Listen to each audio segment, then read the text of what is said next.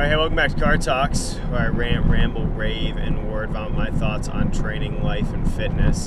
And thinking about this morning, strength is not the only athletic quality. I think so many times we get caught up trying to, how do I say this? We push the barbell too much.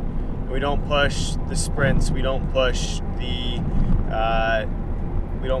agility work. We don't push the prehab work, the injury prevention. And I think a lot of this, especially for athletes are very prone to get caught up in what they think looks cool. Like, let's be real, a lot of football players really value strength, not necessarily because it makes them a better football player, but because it shows some kind of alpha male dominance or something. I don't know. But strength isn't the only thing that contributes to athleticism. Yes, there's a component there.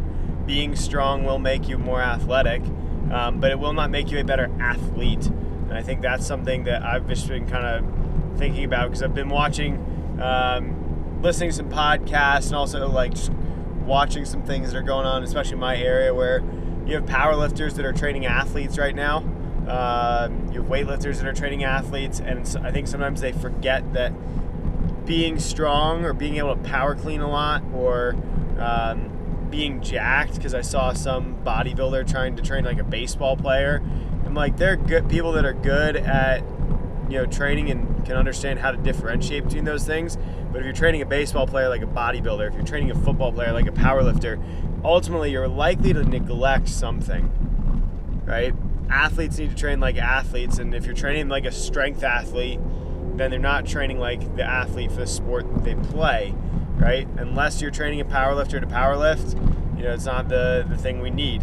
I don't know, it's just one of those things, because all the time we see people push the weight room numbers, but I think they can get to be arbitrary. They can get to be a little pointless. Obviously we need to be strong, but at what point do we shift from being good in the weight room to being good on the field? Because I think ultimately, if you're working with athletes, you need to keep that in mind. They don't win in the weight room, they win on the field.